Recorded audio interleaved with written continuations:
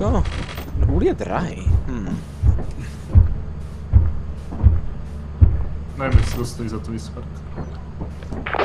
Jako oni se dají podžukovat, já jsem takhle dělal špatně poprvé. Ale já se nemůžu dělat, teďka jsem moc počkej. Ty jsi tam vzal ještě? Ne. A teď tě přestal nahánět.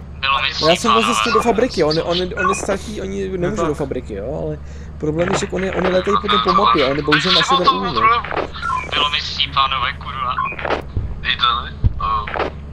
Právě, kam právě si došel tam, kde jsi začal. No, Den. to už asi na rozchodí jde, ne?